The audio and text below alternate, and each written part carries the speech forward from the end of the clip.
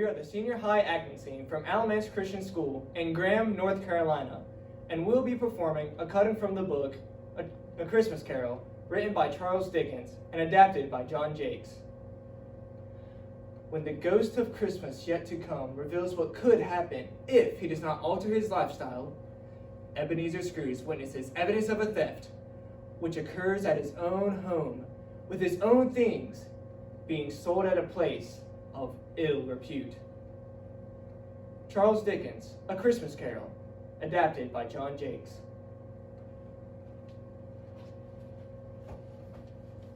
Oh, which way? Which way? Down there. The passageway? Ain't enough room for a rat to run down that way. No, can't help it. That's the way old Joe's. You'll get by with your natural greed to prod you. So we all. And roll them bed curtains up better, Mrs. Dilber. The rings make too much noise. What if one of Bobby Pill's coppers was to happen by? And do what? Arrest just for pinching a few items from the rooms and personage of the deceased? Shh! Shut your face and go home if you're scared. The previous owners of these goods is dead and gone, and nobody in this dirty, miserable world cares one jot. Well, 'tis my favourite laundress. Got something for old Joe, have you? Oh, plenty. I may look. The charwoman too. And the undertaker's man. The vultures gather. How they do gather. Hey, Mrs. Dilber. Don't be so high and mighty, Joe. Every person has a right to look after himself. He always did. True, very true. You brought me stolen goods then? I don't like stolen goods. Oh, come on, Joe. Who's the worse for the loss of a few cheap things? Not a gamin, I suppose. And no one's the wiser. There wasn't a soul with him when he croaked. And we and came in after. Them to tidy up the place. And me to tidy up himself. If he wanted some things around after he died, why didn't he act like it when he was alive? If he'd been natural, somebody would have been there to look after him when he was struck with death. But he gasped out his last, all alone. By himself. It's the truest word that was ever spoke. It's a judgment on him. So, let's do business. Open me bundle, Joe. Let me know the value of it. No, the smallest first. Well, looks like you. All right, what have you got? I was busier than they were. All I got was a seal or two, a pencil case, a pair of sleeve buttons, and this brooch.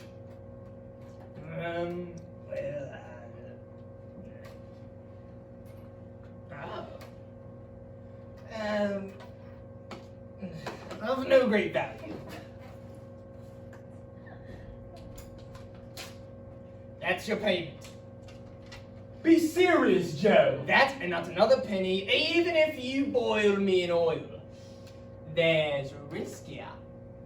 It's stolen goods. You next, Mrs. Some of us did what we were supposed to do, and we got taken advantage of. There's a fine bed sheet, but here's the best. Teaspoons and a pair of sugar tongs. Solid silver.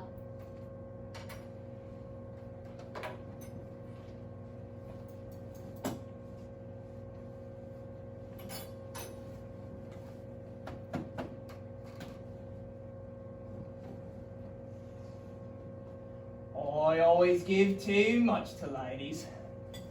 It's a weakness of mine. And the way I ruin myself. That's your account.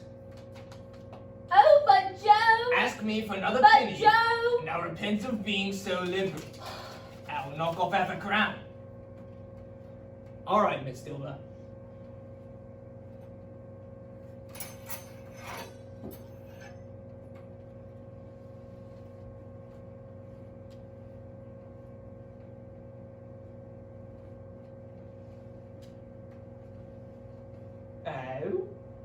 What do you call these? Bed curtains? Aye. Bed curtains.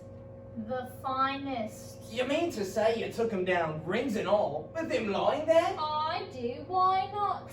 Oh, you were born to make a fortune, Mrs. Dilber, and you certainly will. Well, I surely won't hold my hand back when I can get something by reaching out with it. Especially around the likes of him. Don't get down in them blankets. His Who blankets? else do you think he won't take cold without him, I dare say? Oh, I hope he... Oh, I hope he didn't die of anything catching.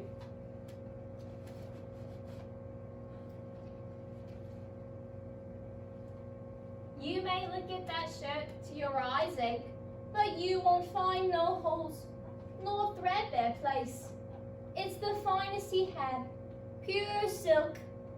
He'd have wasted it and had been for me. What do you call wasting it? Putting it on him to be buried in. I took it off him and put on one made of calico. If calico ain't good enough for such a purpose, then what is it good for?